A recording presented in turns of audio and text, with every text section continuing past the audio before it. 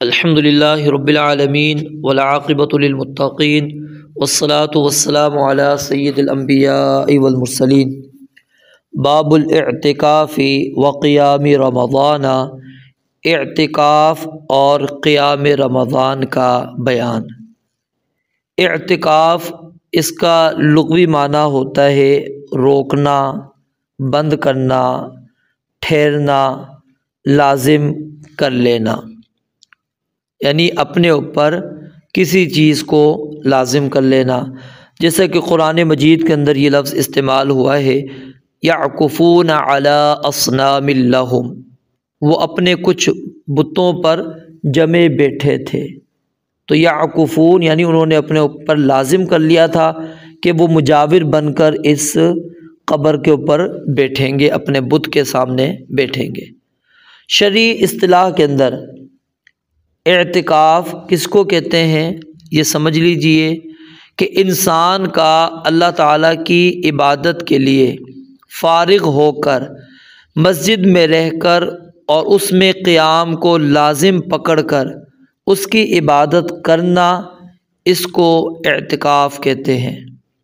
گویا کہ یعنی اعتکاف کے اندر کیا چیز پائی گئی کہ انسان دنیا کی لذتوں کو، دنیا کی رونقوں کو چھوڑ کر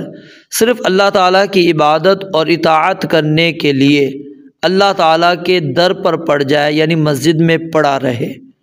اپنے نفس کو عبادت کا عادی بنائے، اس کو عبادت کی مشق کروائے،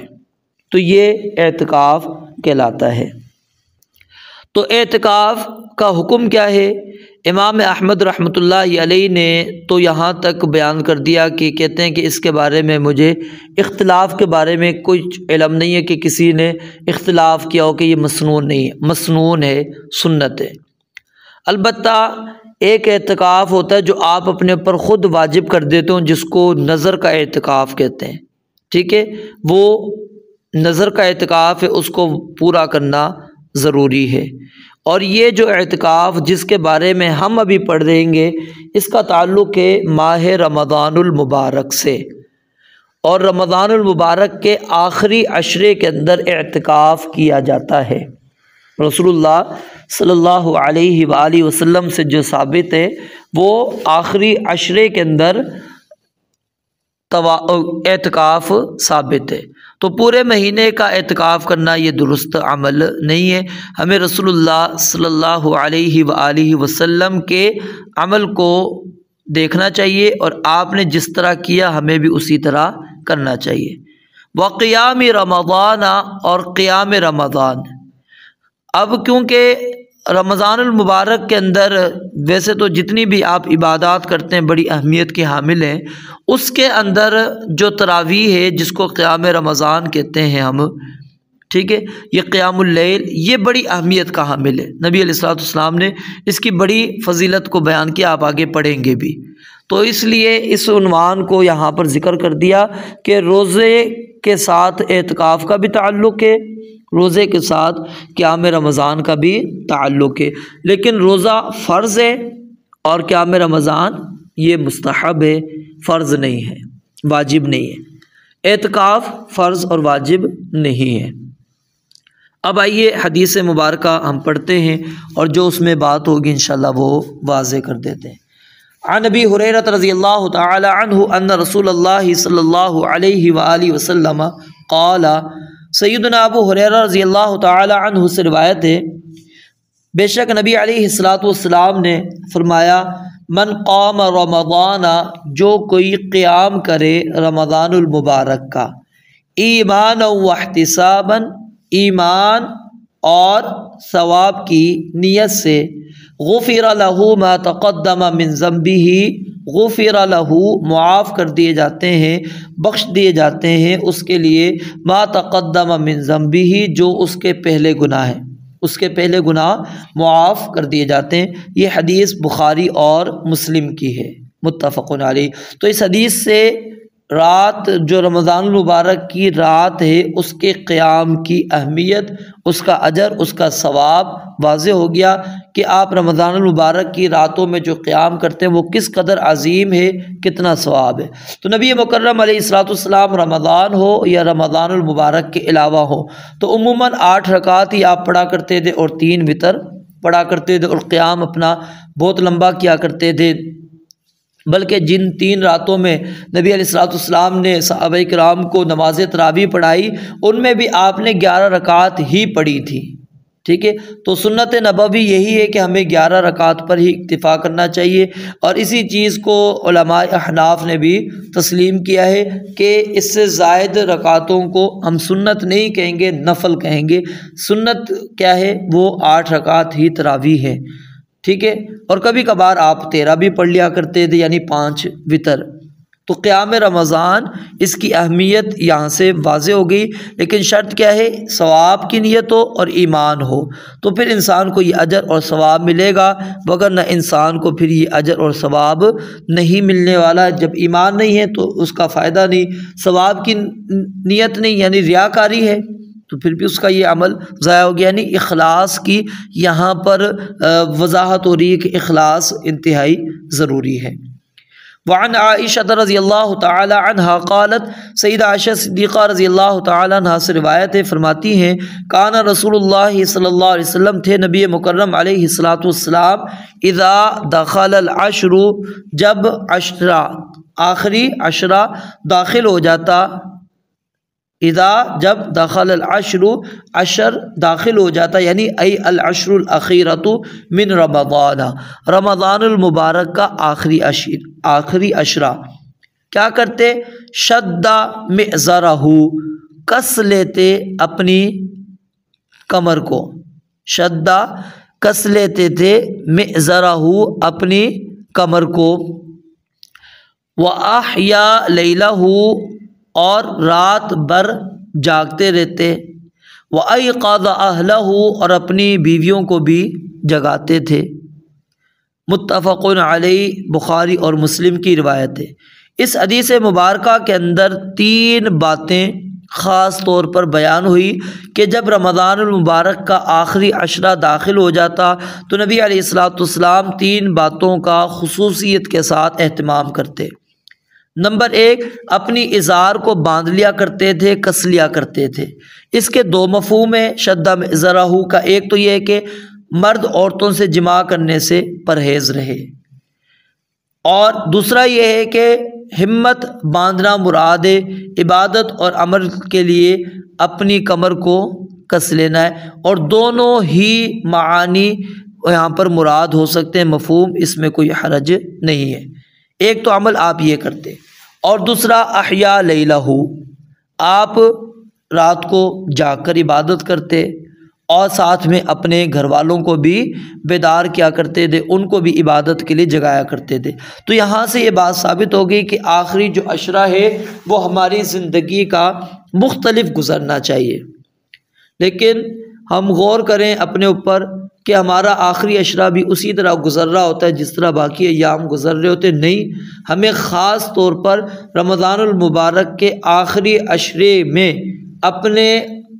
اپنی روٹین کو تبدیل کرنا چاہیے، چینج کرنا چاہیے۔ تو نبی علیہ الصلوۃ والسلام 3 کام آخری عشرے کے اندر کیا کرتے تھے۔ ایک، اپنے آپ کو عبادت کے لیے کس لیا کرتے تھے، کمر بستہ ہو جاتے تھے، بڑی محنت کوشش کرتے تھے، سب کچھ چھوڑ کر اللہ تعالیٰ کی عبادت کے اندر لگ جایا کرتے تھے، حتیٰ کہ اپنی ازواج سے بھی علیحدگی اختیار کر لیا کرتے تھے۔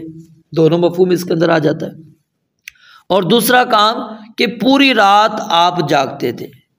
اور یہ پوری رات جاگنا صرف اور صرف رمضان المبارک کے آخری عشرے کے اندر جائز ہے، باقی کے اندر پوری رات جاگنا درست نہیں ہے۔ عبادت کے لیے پوری رات جاگنا درست نہیں ہے، باقی کسی بھی مہینے میں یاد رکھیے، یہ صرف رمضان المبارک کے آخری عشرے کے اندر آپ پوری رات جاگتے تھے، عبادت کیا کرتے تھے۔ وَأَيْقَظَ أَهْلَهُ، اور اپنے گھر والوں کو بھی جگایا کرتے تھے، یعنی خود بندہ عبادت کے اندر نہ لگے بلکہ اپنے اہل خانہ کو بھی نماز اور عبادت کے لیے ان کو اٹھائے، ان کو بیدار کر کے رکھے، ان کے اوپر یعنی اپنا تصرف چلائے، ان کو پابند کرے کہ نہیں تم نے رات کو سونا نہیں ہے، رات کو تم نے عبادت کرنی ہے۔ تو یہ آخری عشرہ ہم نے کس طرح گزارنا ہے، اس حدیث مبارکہ کو ہمیں اپنے سامنے رکھنا چاہیے۔ وعنہا رضی اللہ تعالی عنہا، سیدہ عائشہ صدیقہ رضی اللہ تعالی عنہا سے روایت ہے، ان النبی صلی اللہ علیہ وسلم، بے شک نبی مکرم علیہ الصلوۃ والسلام، کان یعتکف العشر الاواخر من رمضان، کانا تھے، یعتکف اعتکاف کیا کرتے، العشر الاواخر آخری عشرے کا، من رمضان رمضان کے یعنی 3 عشرے ہیں، جو آخری عشرہ تھا اس کا آپ اعتکاف کیا کرتے تھے، حتی توفاہ اللہ عز وجل، یہاں تک کہ اللہ رب العالمین نے آپ کو فوت کر دیا۔ اور یہاں پر نیند سے فوت ہونا نہیں، حقیقی موت جو ہے وہ مراد ہے۔ ثم اعتکف ازواجہ من بعدہ، پھر اعتکاف کیا آپ کی ازواج نے، آپ کی بیویوں نے، من بعدہ آپ کے بعد۔ متفق علیہ، بخاری اور مسلم کی روایت ہے۔ اس حدیث مبارکہ کے اندر کیا مسئلہ موجود ہے کہ اعتکاف نبی علیہ الصلوۃ والسلام کی سنت ہے، اور ہمیشہ نبی علیہ الصلوۃ والسلام نے اس کا اہتمام کیا، اور آپ کے بعد آپ کی جو ازواج مطہرات رضوان اللہ علیہن اجمعین ہیں وہ بھی اس کا اہتمام کرتے رہیں۔ یعنی یہاں سے یہ بات ثابت ہو گئی کہ جو لوگ کہتے ہیں کہ اعتکاف منسوخ ہو گیا، ان کی بات درست نہیں ہے، اعتکاف کی مشروعیت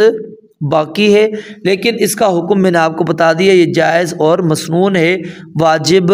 نہیں ہے۔ اعتکاف کرنا کدھر ہے؟ مسجد کے اندر ہی کرنا ہے، مسجد کے علاوہ کسی اور جگہ پر اعتکاف نہیں کرنا، آگے دلیل بھی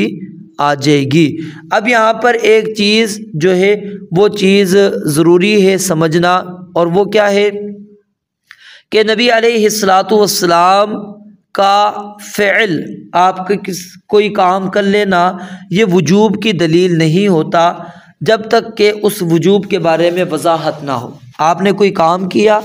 وہ چیز واجب ہو جائے، نہیں، یہ نہیں ہو سکتا۔ واجب کرنے کے لیے کوئی نہ کوئی دلیل کا ہونا ضروری ہے۔ تو علماء کرام نے نبی علیہ الصلوۃ والسلام کے جو افعال مبارکہ ہیں ان کی 5 قسمیں بیان کی ہیں۔ پہلی کہ وہ کام جو آپ نے طبیعت کے مقتضا پر کیا ہو، جیسے سونا ہے، سردی گرمی سے بچنے کی تدبیر اختیار کرنا ہے، اس کا کوئی حکم نہیں ہوگا، ٹھیک ہے، اس کے اندر کیا ہے، ہم کوئی بھی اپنا طریقہ سردی سے گرمی سے بچنے کا اختیار کر سکتے ہیں۔ نمبر 2، وہ کام جو آپ نے عادت کے مقتضا پر کیا ہے، جیسے ازار باندھنا، یہ مشروع اور مباح ہوگا۔ اور نمبر 3، وہ کام جو آپ نے بطور عبادت کے کیا ہو، یہ مشروع ہے اور مستحب ہے، جس کے چھوڑنے پر گناہ نہیں ہوتا۔ اور نمبر 4، وہ کام جس میں عادت اور عبادت دونوں کا احتمال ہو، تو اس کے مستحب ہونے یا نہ ہونے میں اختلاف موجود ہے، جیسے سر کے بال رکھنا یا نہ رکھنا۔ تو راجح یہ کیا ہے کہ یہ کام جو ہے جبلت اور عادت کے ساتھ اس کو ہم ملا دیں گے۔ اور نمبر 5، وہ کام جس میں کسی مجمل کا بیان ہو، کسی مجمل کا کیا ہو، بیان ہو، تو پھر کیا ہے، ہم اس کو دیکھیں گے کہ یہ فعل وجوب کی دلیل نہیں ہوگا جب تک کہ دیگر قرائن اس کے ساتھ شامل نہ ہو جائے۔ تو اس حوالے سے اگر ہم دیکھیں تو یہ اعتکاف نبی علیہ الصلوۃ والسلام نے کیا ہے، بطور عبادت کیا ہے، اور مسجد کے اندر کیا ہے، اور عبادت مسجد میں ہی کی جاتی ہے جس میں بدن کی کوئی مصلحت نہیں ہوتی۔ تو اب اعتکاف کیا ہوگا، مشروع ہوگا اور مسنون ہوگا، اور جس کی مشروعیت کی دلیل قرآن مجید کی یہ آیت مبارکہ بھی موجود ہے، وَلَا تُبَاشِرُوهُنَّ وَأَنْتُمْ عَاكِفُونَ فِي الْمَسَاجِدِ۔ تو اس لیے اعتکاف مسجد کے اندر ہی کرنا ضروری ہے۔ اب کچھ لوگ اس کے اندر اور زیادہ آگے چلے گئے، کسی نے کہا کہ جی صرف آپ نے مکہ اور مدینہ کی مساجد میں اعتکاف کرنا ہے، کسی نے کہا نہیں آپ نے صرف مسجد حرام، مسجد نبوی اور مسجد اقصی میں اعتکاف کرنا ہے، کسی نے کہا کہ ہر جامع مسجد میں اعتکاف ہوگا، کسی نے کہا کہ مسجد جماعت کا بھی ہے، پھر بعض نے کہا کہ ہر مسجد میں، اور بعض نے کہا کہ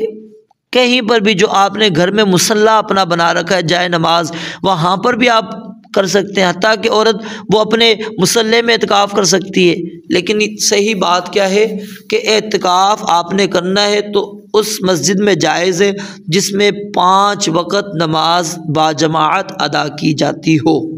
اس میں آپ اعتکاف کر سکتے ہیں، کیونکہ ظاہر ہے ایسی مسجد میں اگر آپ اعتکاف کرتے ہیں جہاں پر جماعت نہیں ہوتی تو آپ ایک جگہ پر ایک نیکی تو کر رہے ہیں لیکن جماعت کی جو فضیلت ہے اس سے اپنے آپ کو محروم کر رہے ہیں۔ تو اس لیے ایسی جگہ پر اعتکاف کرنا چاہیے جو مسجد ہو جہاں پر 5 وقت نماز ہوتی ہو۔ تو خاتون بھی ہے وہ مسجد کے اندر آ کر ہی اعتکاف کرے گی، گھر پہ اعتکاف اس کا نہیں ہوگا۔ وعنہا رضی اللہ تعالی عنہا قالت، سیدہ عائشہ صدیقہ رضی اللہ تعالی عنہا سے ہی روایت ہے، بیان فرماتی ہیں کان النبی صلی اللہ علیہ وسلم تھے نبی مکرم علیہ الصلوۃ والسلام اذا اراد ان یعتکف جب ارادہ کرتے اعتکاف کا، صلی الفجر تو فجر کی نماز پڑھتے، ثم دخل معتکفہ پھر آپ اپنے اعتکاف کی جگہ میں داخل ہو جاتے، یعنی نماز فجر کے بعد آپ لوگوں سے علیحدگی اختیار کر لیا کرتے تھے۔ یہ مطلب نہیں ہے کہ یہ وقت اعتکاف کی ابتدا کا ہے، نہیں، یہ اپنے اعتکاف والی جگہ پر داخل ہونے کا ہے۔ اعتکاف کے لیے تو آپ 21 کی نماز مغرب مسجد کے اندر ادا کریں گے،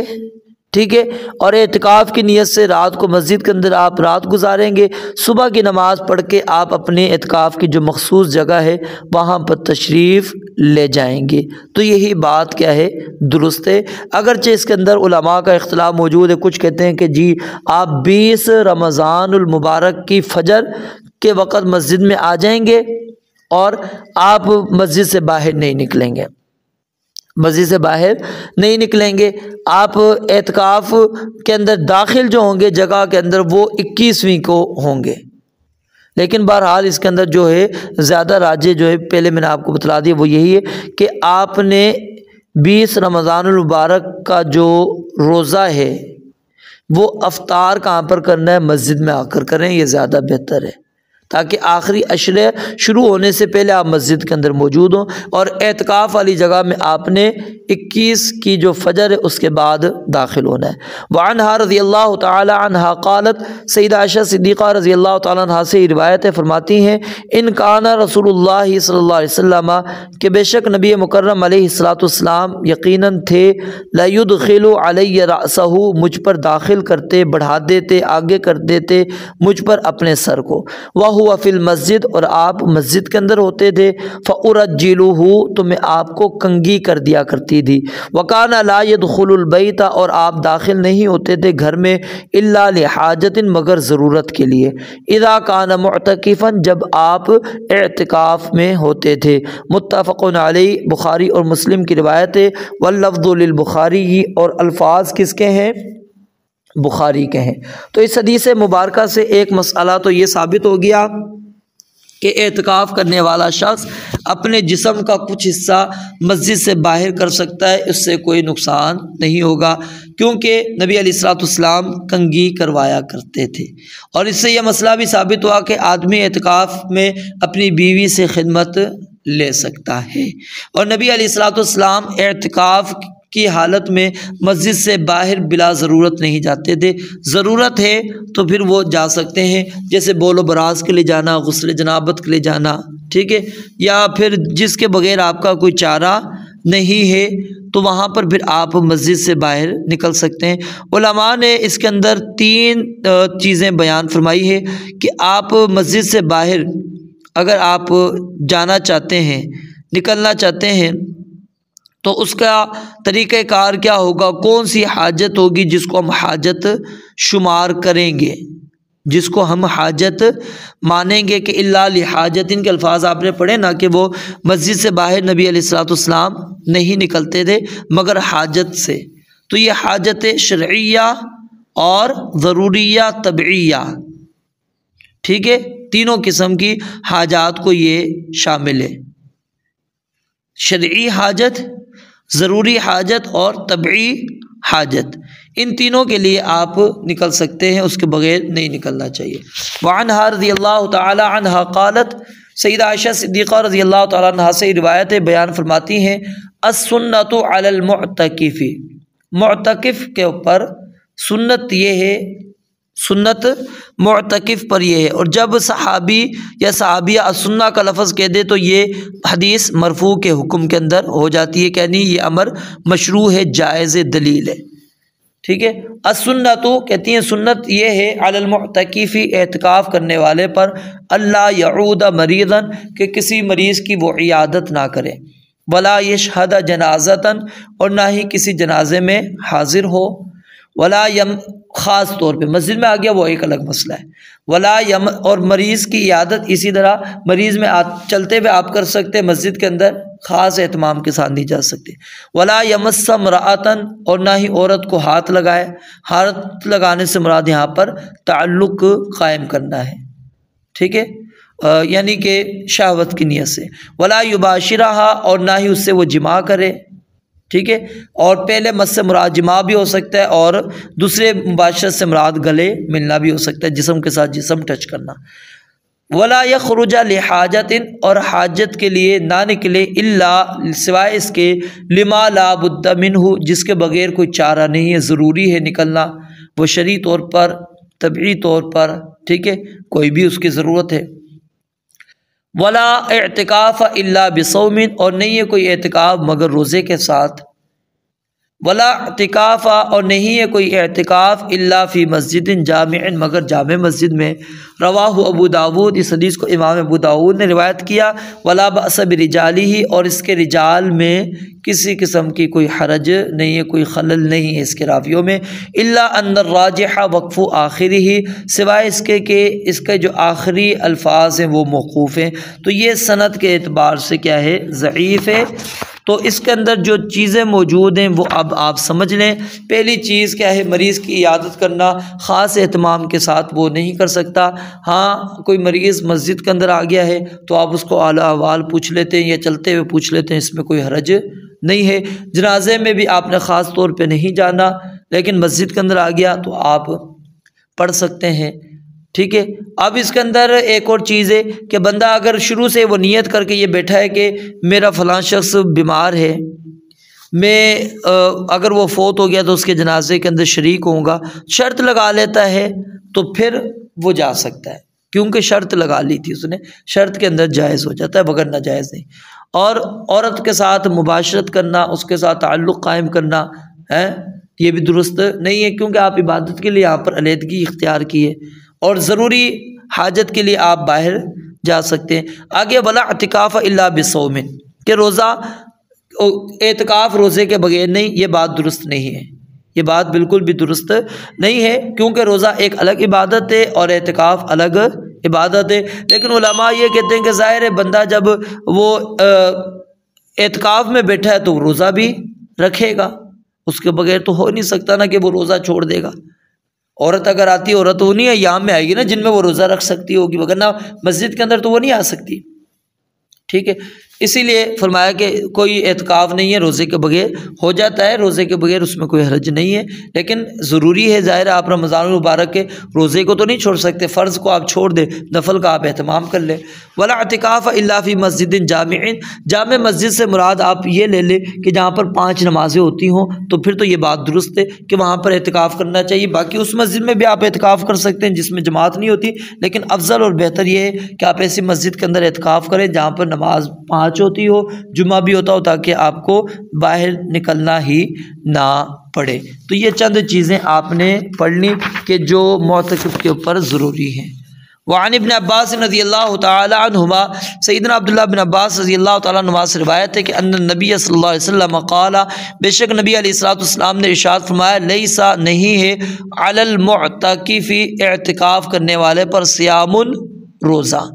اعتکاف کرنے والے پر روزہ نہیں ہے، الا ان یجعلہ علی نفسہ، سوائے اس کے کہ وہ اپنے اوپر روزے کو لازم کر دے۔ اس حدیث کو امام دارقطنی نے، امام حاکم نے روایت کیا، والراجح وقفوہ ایضا، اس روایت کا بھی موقوف ہونا ہی راجح ہے، یہ روایت بھی کیا ہے، ضعیف ہے۔ تو اس روایت میں اعتکاف کرنے کے لیے روزہ رکھنا شرط نہیں، اس سے مراد نظر کا اعتکاف ہو سکتا ہے جو رمضان کے علاوہ ہے، کیونکہ رمضان میں تو روزے ویسے بھی موجود ہیں۔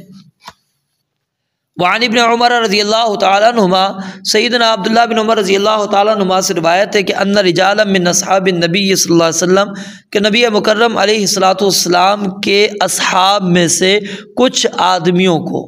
کچھ لوگوں کو عرو دکھلا دی گئی، لیلۃ القدر، لیلۃ قدر یعنی شب قدر ان کو دکھا دی گئی، فی المنام نیند میں،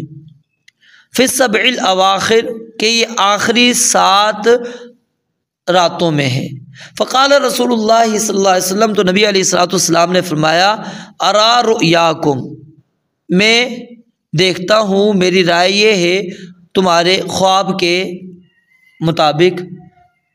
قد تواتأ، ارا میں دیکھتا ہوں، رؤیاکم تمہارے خواب کو، تواتأت کہ وہ موافق آ چکی ہیں، فی السبع الاواخر آخری 7 راتوں میں،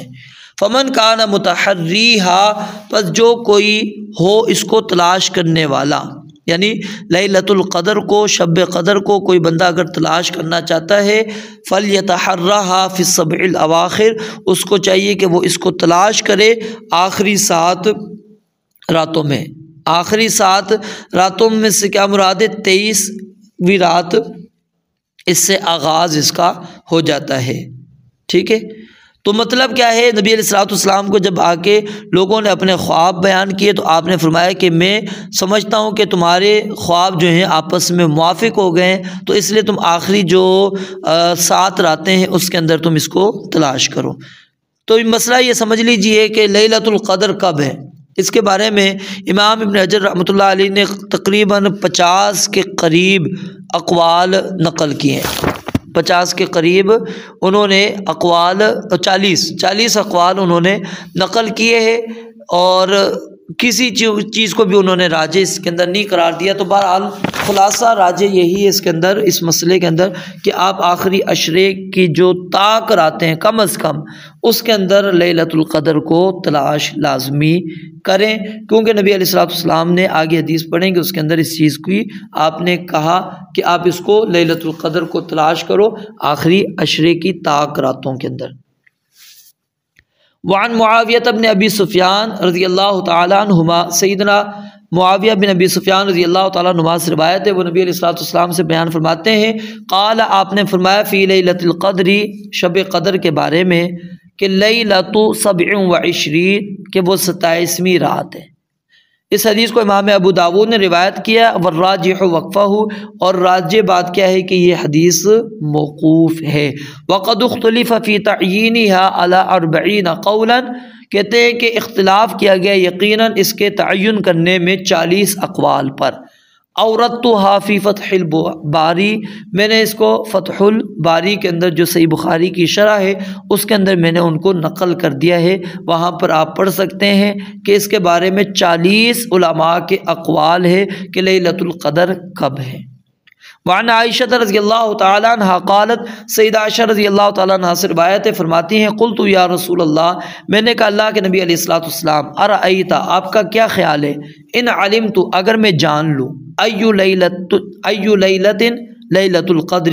کہ کون سی رات لیلۃ القدر کی رات ہے، ما اقول فیہا اس میں کیا کہوں، قال آپ نے فرمایا کہ قولی تم کہو، اللہم انک عفو تحب العفو فاعف عنی، کہ اللہ تو عفو بہت زیادہ معاف کرنے والا ہے، تحب العفو، معاف کرنے کو پسند کرتا ہے، فاعف عنی، تو لہٰذا تو اللہ مجھے معاف کر دے۔ اس حدیث کو ائمہ خمسہ نے روایت کیا، ابو داود کے علاوہ امام ترمذی اور امام حاکم رحمۃ اللہ علیہ نے اس کو صحیح قرار دیا ہے۔ تو یہ روایت کیا ہے؟ صحیح ہے۔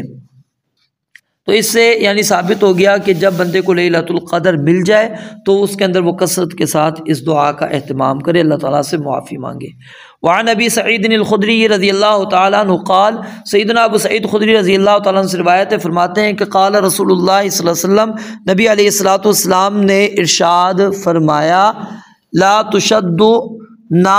باندھا جائے، الرحال، کجاوے، یعنی سفر کے لیے